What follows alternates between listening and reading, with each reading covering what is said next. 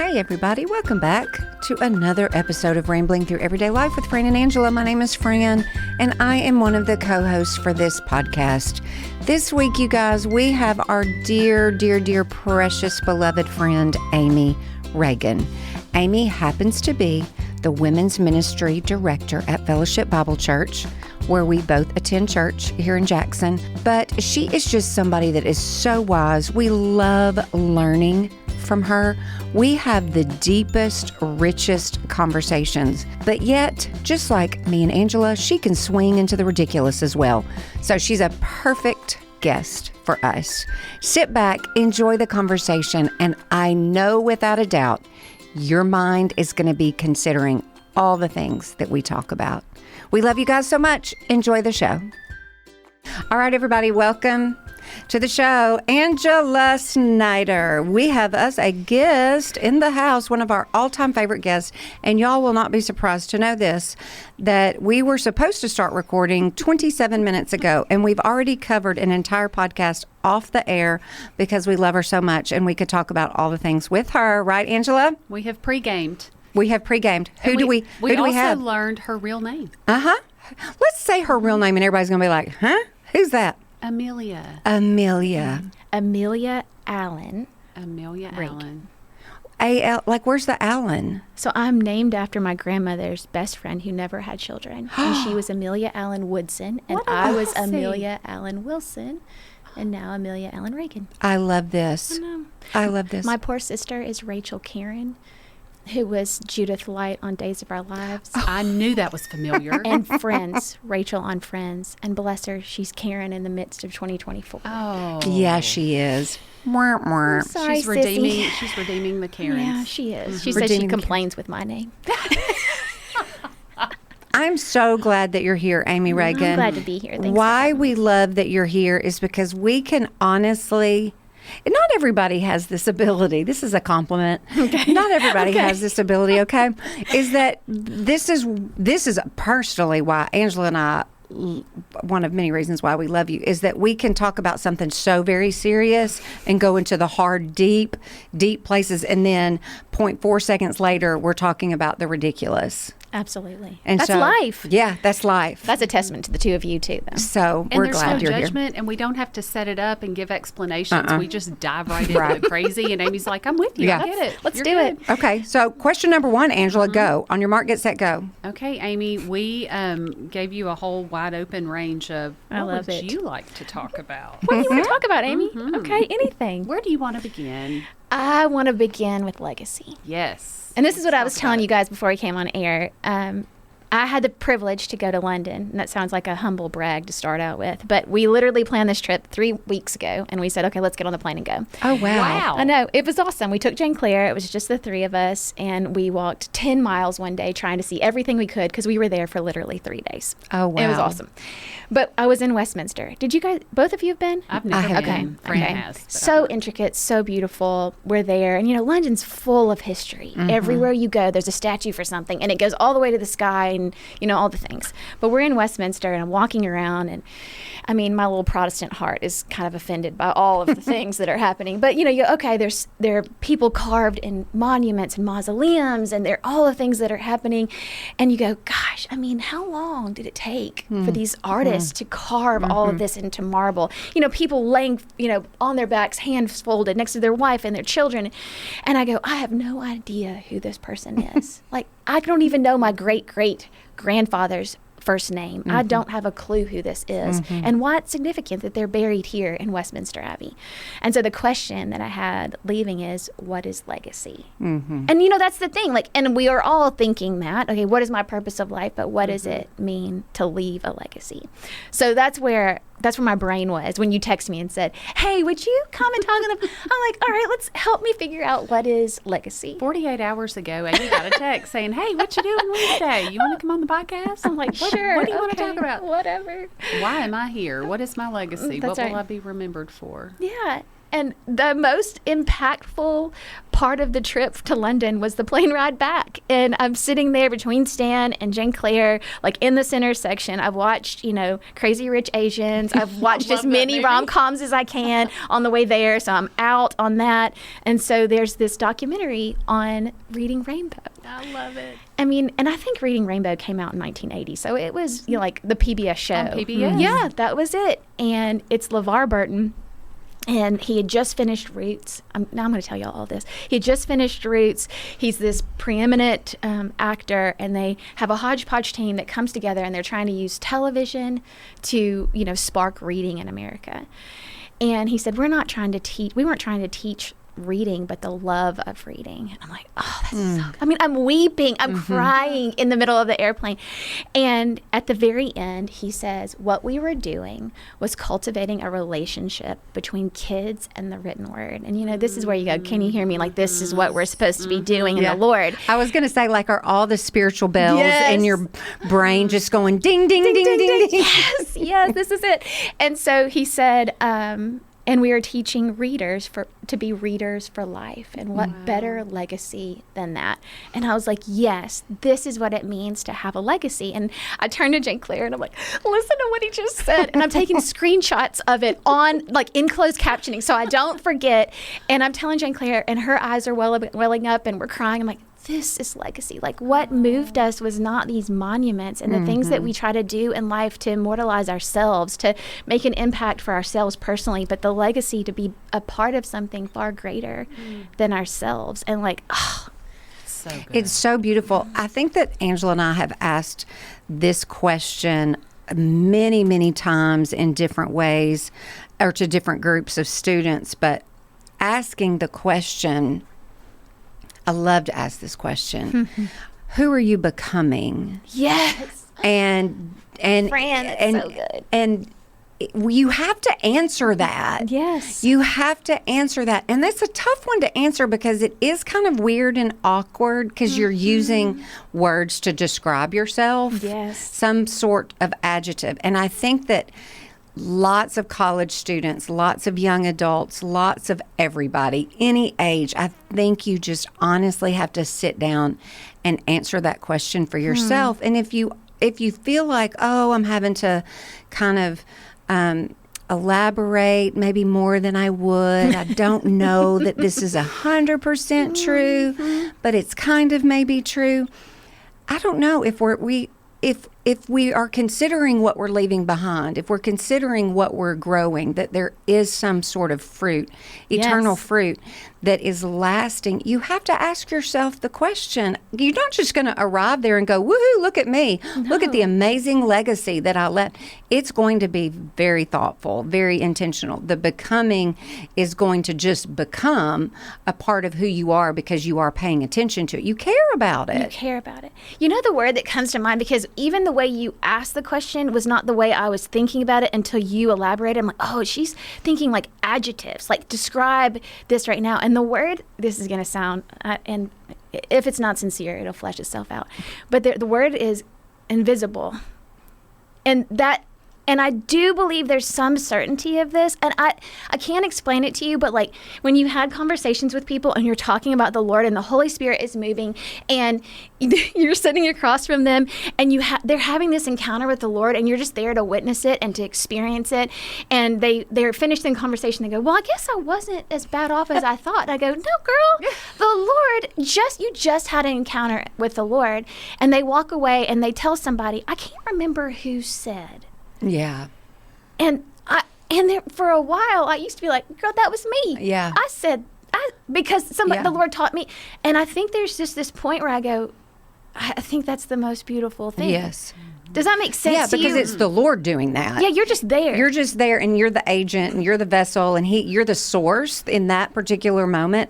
Like because I talked to so many students over the course of a week, that I just said this morning, I met with 2 students this morning, both conversations, separate conversations. I said, I'm not sure. Who told me that? Right. It didn't matter. It doesn't matter who It told doesn't you. matter. Because the Lord is always speaking. Yeah. We say, hide me behind the cross. But Yeah. then there's times that it's like, well, but but hold on. Yeah, Yeah, right. But I really But a footnote would be nice. Would you please quote me on that later?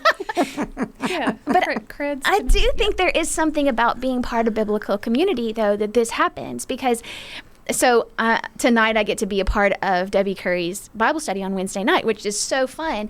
But I knew that the Lord was preparing a message. So I opened up my notes app, and everybody I spoke to yesterday, I wrote whatever they said. And I go, because I know the Lord is speaking all day long. Yes. If I'm paying attention. Yes. And it says over and over again, when Gabriel came in to speak to Daniel, he says, I want to give you understanding. Can we just pause right there? What if we all went through the day and just really paid attention to what was spoken?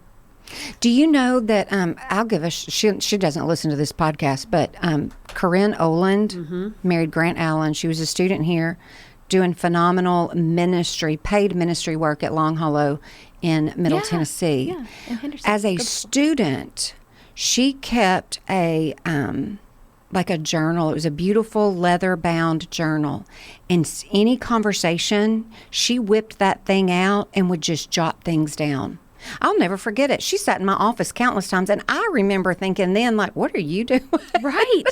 But like how What did powerful. you just quote me on? I'm listening for what the Lord is saying. And that was Yes. profound. I'm going to tell you something that somebody said yesterday. And she has an audio, which I will send to the two of you. Her name is Summer. And Summer is one of the advocates at Scarlet Road. Okay. Summer, we're talking about the Lord together. It was Bible study on Tuesday morning. And she says, let me tell you what the Lord's teaching me on waiting. Okay, this feels, she said, you know, the Lord has set the confounds of time because we can't process everything like he can all at once. She said, oftentimes we look at waiting and we say, we're waiting for this to happen, when the Lord will finally do this for me or do that. And she said, we feel like it's a burden. She said, but I feel like there's a different way of looking at waiting. She said, we're not waiting on the Lord. The promises of God are waiting on time in our hearts for us to receive it. They already exist. They already there. Redemption is there. The promises of God are there. Healing is there. Everything is there. But the Lord is waiting for such a time as this, when our hearts are ready and the world is pregnant for what it needs. Then it is birthed in time. Like Daniel is praying confessionally, and Gabriel comes to him and says, when you prayed, a decree went out in heaven. Whoa. What? Like, what is available to us that is waiting on us if we will have eyes to see it?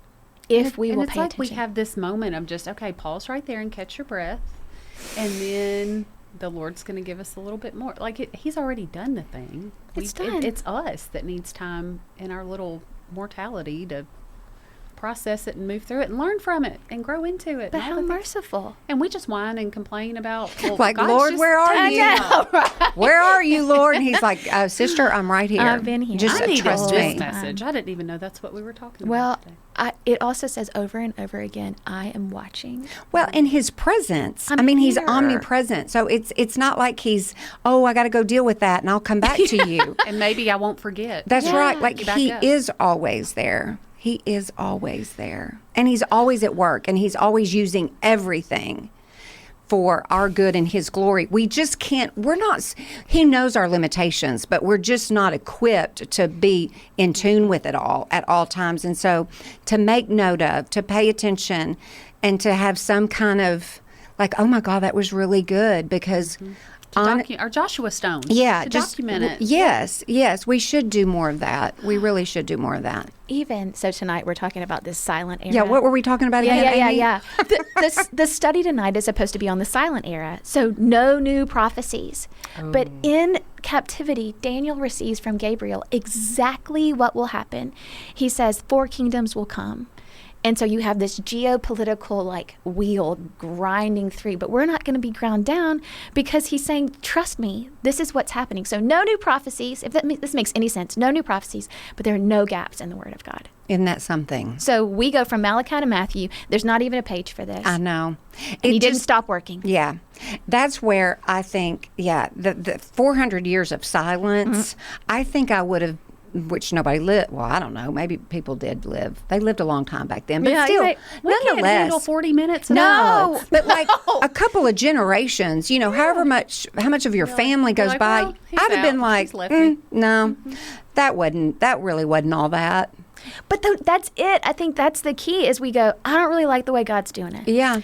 I'm going to reject the prophets. I'm going to reject all that because at the end of the day, that's not how I think we should have done it, God. Yeah. Well, one of the students that I was talking with this morning, I just was giving her a couple of different examples of how the Lord sometimes speaks. And one of them being that there was a time for a long period of time, at least a year, in a situation where I had an opportunity to speak up on a consistent, regular basis. The Lord said, no, friend, I want you to sit at this table and I want you to be quiet. Amen.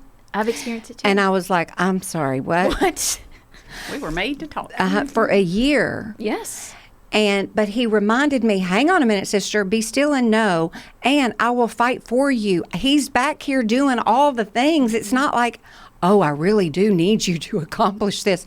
He might be kind and use us. But sometimes he's like, nope, I got this. I just want you to not say a single word. And we get to see what he's doing. Yes. It may not be for any other purpose than Yeah. that. Giving us a front row seat. I mean, this is Zechariah. When Gabriel comes and Zechariah goes, how could this be that you're going to bring me a son when in our old age? And he says, well, I'm going to seal your lips.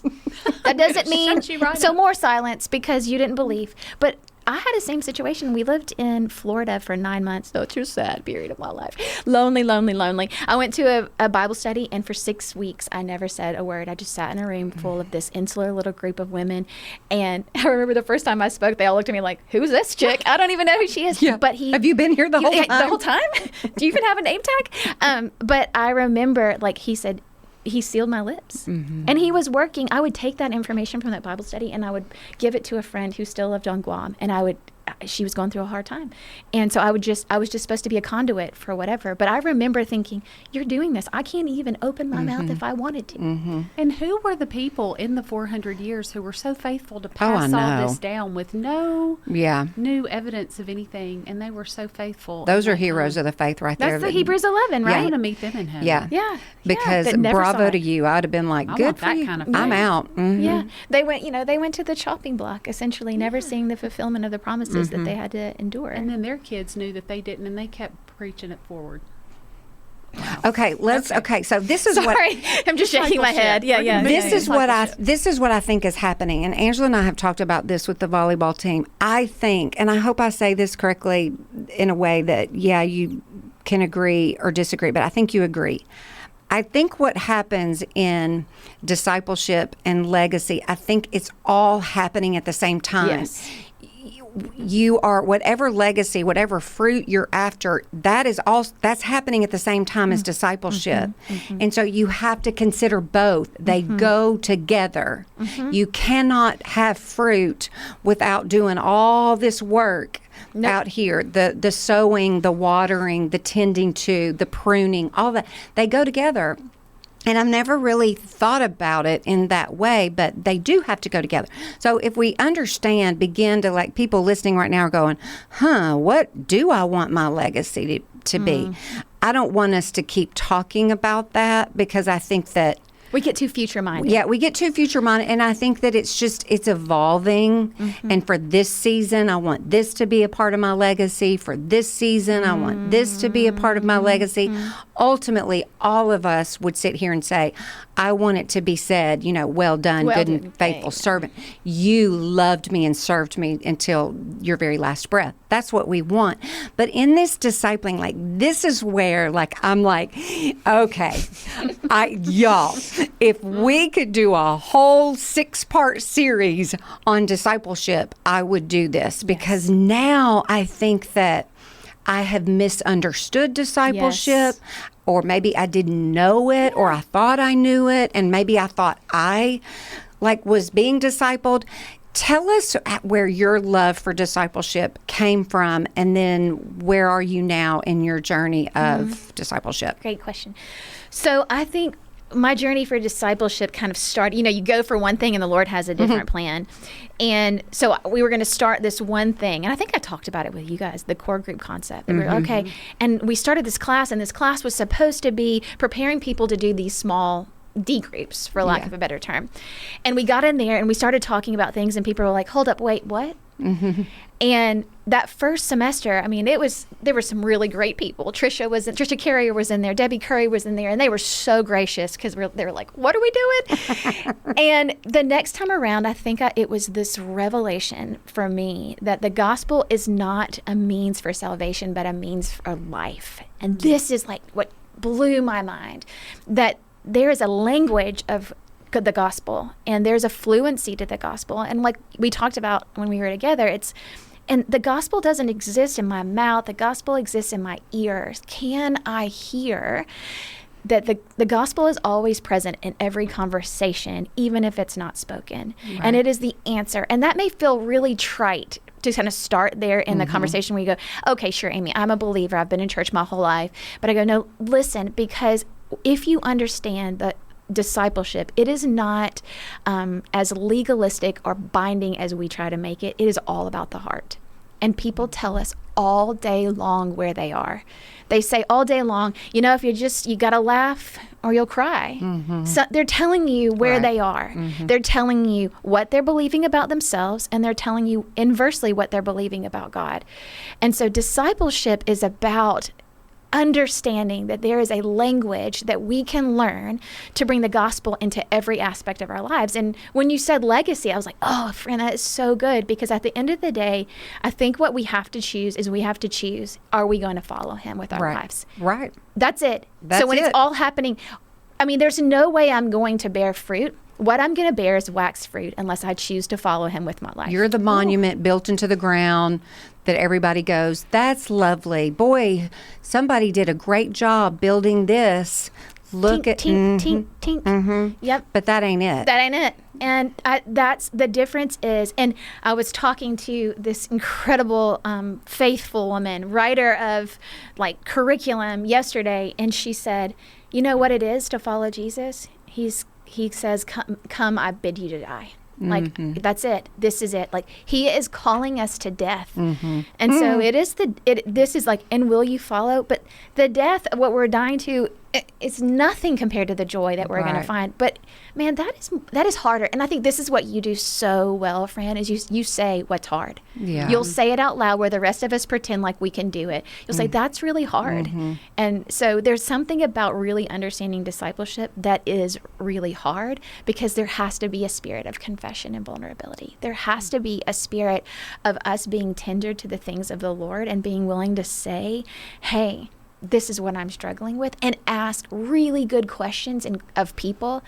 My favorite thing to say is that Jesus asked over 300 questions in the gospel and answered less than 5. Please do not bring your answers to me. Bring your questions. Yeah. Does that make sense? Yes. Because I'm not going to hear it. Yeah. I'm not going to hear it. Yeah. I told you, well, both of y'all know this, but I think a part of this that we're missing in not understanding, it's the doing, is this confessional piece of discipleship. I challenged our FCA student athletes with this recently and asked them ultimately, who are you becoming as an individual that says you want to make a difference in your team by doing what? How do you want to accomplish that? Do you want to just say, hey, let's go to church? That's great. Hey, do you want to lead a Bible study? That's great. But if we are not willing to address the condition of the sin in our heart, then you're just going through motions. You're just doing things, and those things are great. And I want us to do those things, but we're not giving us, and I think some of it is just like my generation, we didn't have example for this. Sure. And so we're the ones that are like, okay, I'm not afraid to say, oh, this is absolutely hard, horrible, and I'm willing to let you all know that I'm terrible at it. I need help, whatever. So this confessional piece, where do you see that fitting into these discussions and these groups? Are people struggling with this confessional piece? Or is it like, and I know you're only involved in women's ministry, so we don't know what's happening in men, but like, are women like, yes, we need to confess our sin in these core groups that you have and that you know are happening? Like, where are we in that? What's the hard part about confessional? Recognizing I need to say out loud. And I'm not talking about the stuff that we're all willing maybe to say out loud, because I'm talking about like the real deep places that are so rooted. The sin is so rooted. You have said, and I've said it 1.9 million times, hey, that sin ain't new. It did not just come up yesterday. It is not new. It's deeply rooted. And to like figure out what it is and to say it out loud. And most people are living a double life. And if one person would go first and everybody else would jump in too, everybody would go, well, thank goodness. Because I know now we can deal with it. I know for a fact that if I said to you all, I'm not going to say a sin, I'm not going to do that, but like, this is my greatest struggle, neither one of y'all are going to go, well, goodbye, I'm out. I don't know. I'm your friend. Before, that my irrational, fear-based mind has thought, well, if Fran knew this, she'd never speak to me again. It's so bizarre. The devil messes with our minds. I think that is it. The answer is this. Will we, first of all, I think in our story, think about telling your story, okay? We're old enough, have been in enough groups that we tell our story, that we learn to tell our story in light of the biblical narrative. There's creation, fall, redemption, and restoration. This feels like I'm going way back. But if you listen to people who are just learning to tell their story, they'll tell their story about what happened to them. And that's important. It's an important stage. You do not want to miss this stage. But there's a point in my walk that I start to look and say, this is what happened to me, and this is what is broken within me. And when I get to the point that I can name my sins, it takes the power away from the enemy. And I'm not saying the cutesy things that we call it, that we will say things like, what is my sin? My sin, one of my sins is performance, that I would desire to please man over God. Okay, that is the root sin behind all of my sins. And without the mics on, I will tell the two of you, because I trust you and we're in community, to say these are the three things. And sometimes I ask myself, and I've asked other people, is that too confessional?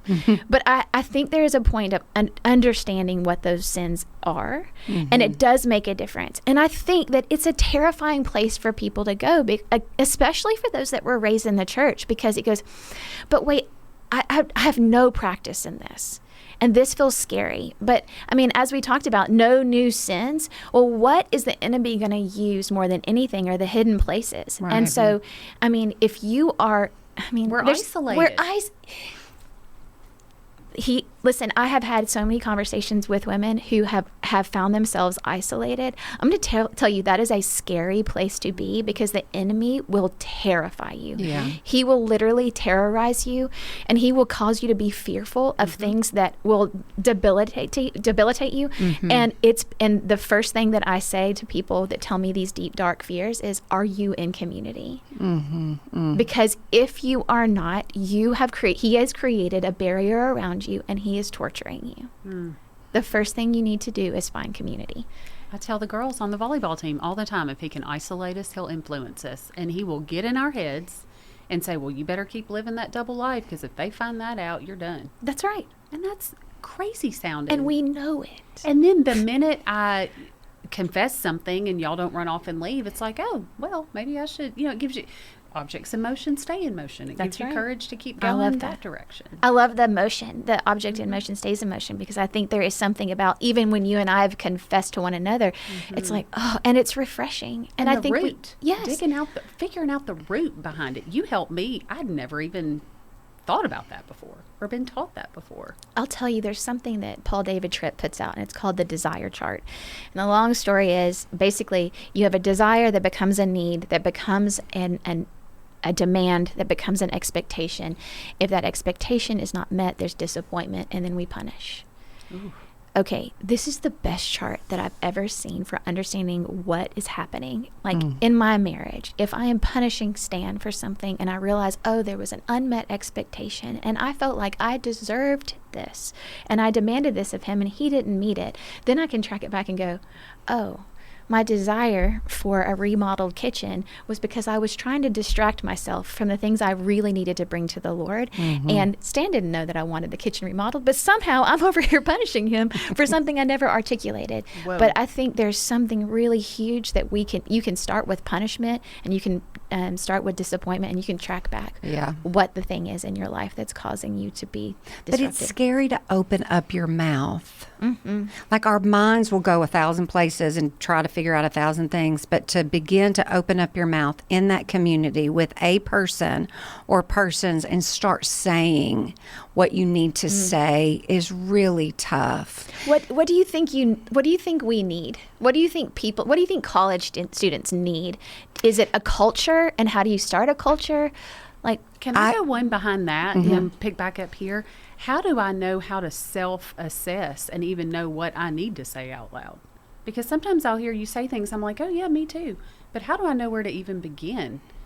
I'll give you a great resource. Okay. Tim Keller has, he has Centrality of the Gospel. It's a white paper you can read. So good. That's the gospel side of it. But he also has an idolatry worksheet. I could probably send it to both of you. You could probably Google that. And it has every idol listed out. And I'm going to tell you, if you find that you don't have 2 of them, I will give you a sticker. But it's awesome to kind of see, because I think we don't have, we're talking about having eyes to see what the Lord is doing, but we don't have eyes to see ourselves. We are not self-aware because we want to be the best versions of ourselves for other people. And I think the mask only works for me. Like when you go, I don't want to tell you what my deepest sins are. I'm like, baby, I love you. I know what they are. Like I can say, not you specifically. Not specifically, but most of the people in our lives, we know what they are. You sure told me the things I was like, oh my gosh, yes, you're right. And I love you. It wasn't in a bad place at all, but I brought something to Amy and she immediately got behind it. And I was like, oh my goodness gracious, send me your bill. Yeah, right. Doctor. But she completely got to the root of my heart. You can see me. Yeah. And there is something that the fact is we think people can't see us, and they can, and they love us in spite of that. And there's freedom and there's beauty in the mess. There's healing. Yes. And so it's okay. Go back to, so I get this worksheet and I say, here are my 2, because I'm sure I will only have 2. Yeah. If you have 2, I will give you 4 stars. I will have 2 in every category at least. Yeah. So then go to that friend. Then we know what's going on. What do we do? I think that students, this generation has been raised in such a performative culture. Yes. A world that is telling them how to be, how to look, what to think, how to do, just how to be. And so when they feel like they're cracking or something is wrong, they don't feel like they have a safe place to say whatever it is that is just, it's so painful for them. They're afraid of, because everything has become like, well, we have to do this and we've got to go here. Okay, so think back to middle school and high school where your kids, like, we go to school, check. After school, we do this, check.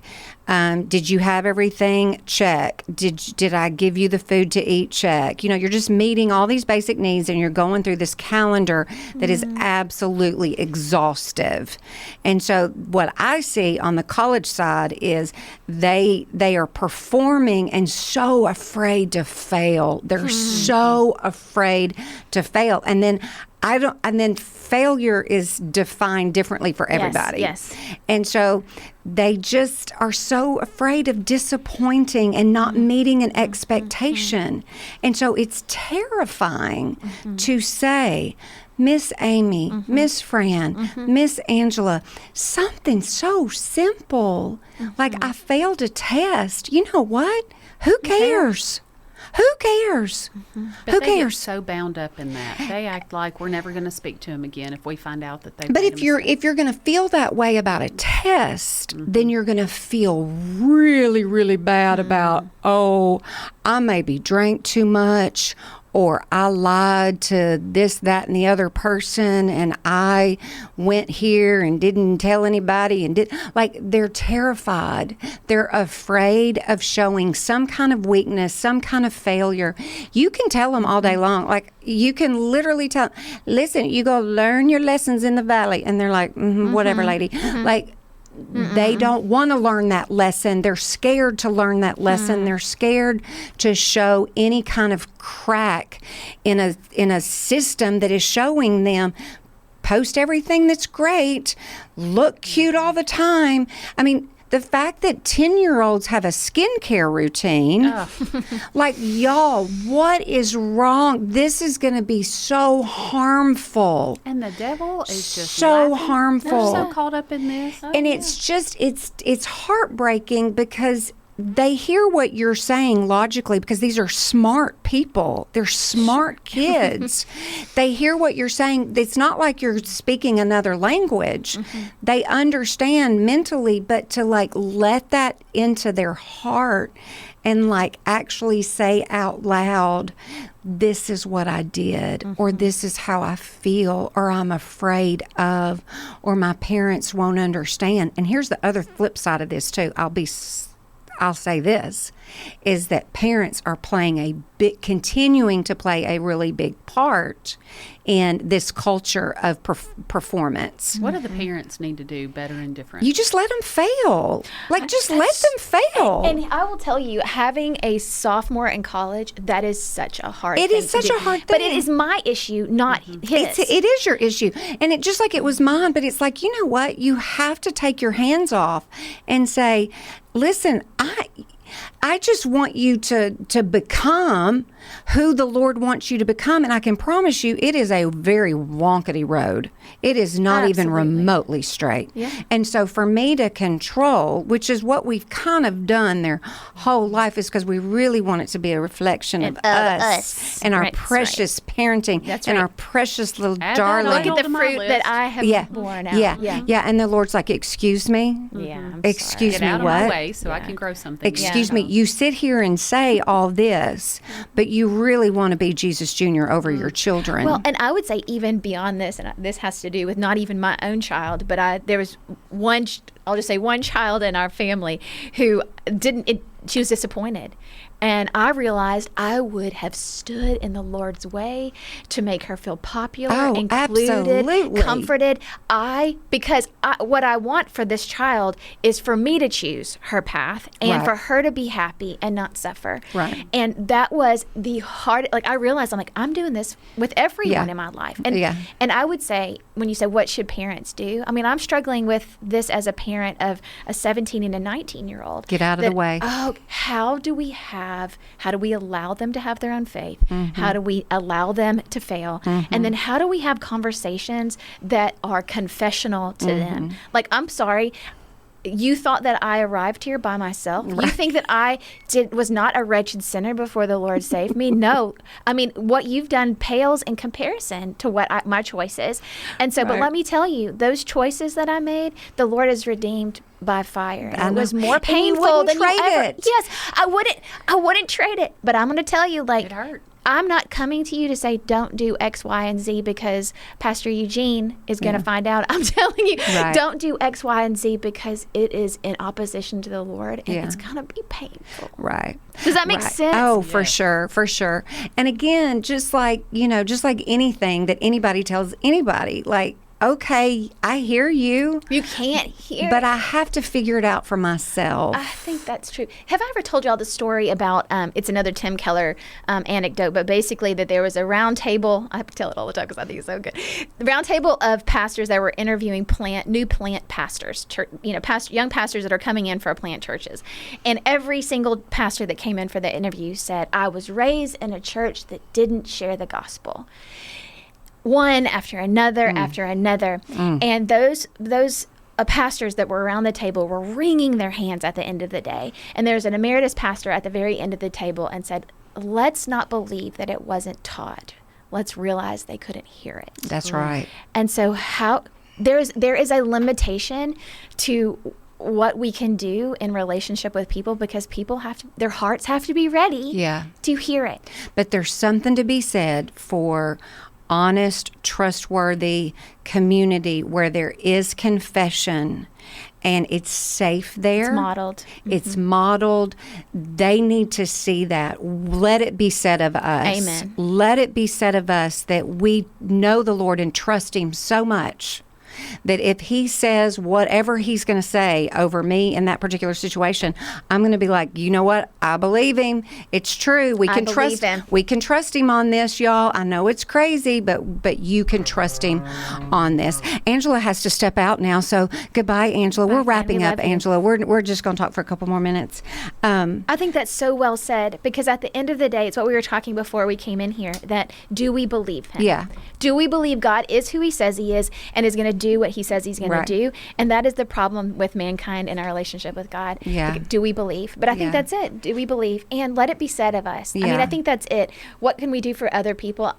Nothing but follow the Lord with our own lives. And trust Him to be Lord over them. You know, let's just say that we have children who they don't walk away from their faith, but they're just trying to figure out where they fit in this great big world and understand their own identity, trying to pass tests, trying to make XYZ group of people happy and, you know, show up and do all the things that's demanded of a 20-year-old. A 20-year-old. Right. We're going to trust the Lord in His way, in His timing, to reveal Himself back to them, possibly, whatever that needs to look like. And we're going to be their biggest fans. We're going to be their biggest fans. And if they say to us, no, I'm not going to church, okay, well, then we can navigate that. Yeah. We can have those conversations. That's right. Well, why aren't you? Yeah. What keeps you? Why do you not want to go? What is that about? And it not feel judgy or like we're criticizing them. Yeah, that it's so funny. I'm reminded of a conversation I had with a friend of mine who had a son that was struggling, and she was trying to go before him. She's the most resourceful human I've ever met in my whole life. Go before him and help him and catch him and guide him. And she decided that she would just stop and that she would surrender him to the Lord. Mm-hmm. And what I think is so beautiful, and this is where I am in my own life and other relationships, that I'm going to surrender this relationship with the Lord because it changes my prayer life. Absolutely, because now I say, I'm praying for salvation. I'm praying for the depth of relationship. I'm trusting the Lord. I'm not praying for event A, B, or C not to happen. Right. Because I'm changing the heart of my prayer. And so now my children have a praying mother who's praying for their hearts and for their salvation. That's right. Salvation. And so I think that's so true. I think there is a point of surrendering, but that's not giving up. Right. That's giving it over to the Lord. Right. And I think like what you're saying, I think there's nothing more important that I'm following the Lord with my own life. Right. That I'm learning what my own sins are so that I can be transparent for the purposes of the gospel. Yeah. You know, like, okay, when that student comes to me, that I would say, yeah, me too. Yeah. And let me tell you what the Lord has done. Right. Something too that someone once said to me, you're really good at listening to people. I had a conversation with somebody yesterday. We were talking about the difference. I don't know. We were talking about the difference in hearing versus listening. Mm-hmm. Like, what do you think the difference is between the two? And I said, you know, you just want people to feel like they can be heard no matter what they say, mm-hmm. that they can be found, this conversation is safe and that you can trust it no matter what. Now, there are certain groups of people that you naturally will do that with. Mm-hmm. And then there might be those that maybe are closer to you that you're mm-hmm. like, oh, hold up a minute, all mm-hmm. kinds of fear mm-hmm. starts to arise. But, you know, God is God. Mm-hmm. He either is who He says He is or He isn't. Mm-hmm. He is so kind to let us be a part of His master plan. Yes. Because I can tell you I'm the biggest train wreck alive. Amen. But He still wants to use us. And He knows, hey, Amy, you're going to get that all wrong, but I'm going to use you anyway. Yes. I mean, you think about this, like and I told you that I had this little notepad yesterday and I was writing down everything that I was hearing other people say. And a friend of mine said, we get to participate in the kingdom of God. It's crazy. But will we have a posture to receive. Yeah. And I think that's listening. Will we have a posture to receive what the other person is saying? Yeah. Am I listening deeply enough to say, the Lord, whether that person is 10 or 100, that they are a child of God? Or, and he is working, and I'm listening for what he's doing in their lives, and I get to participate in the conversation. Well, we're championing God. Yeah. I'm not out to cheer myself on or to look at what maybe I know, but these gospel-centered conversations have got to somehow, directly, indirectly, be pointing everything back to Christ. Everything. And I think that in and of itself is just a massive takeaway that you could walk away from this episode and go, am I participating in? Am I listening for Christ and what he's doing, whether they tell it point blank, Jesus did this, that, or the other, or they're not. You have a different way of hearing. You have a different way of saying. You have a different way of praying. And it's just beautiful when you begin to think about, it's not just, can you tell me the salvation plan?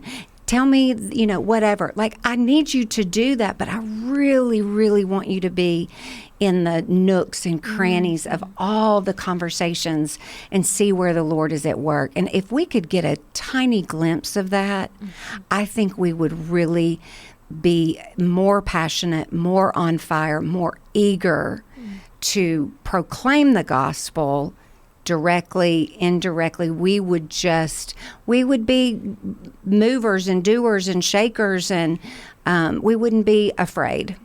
We wouldn't be afraid. Amen.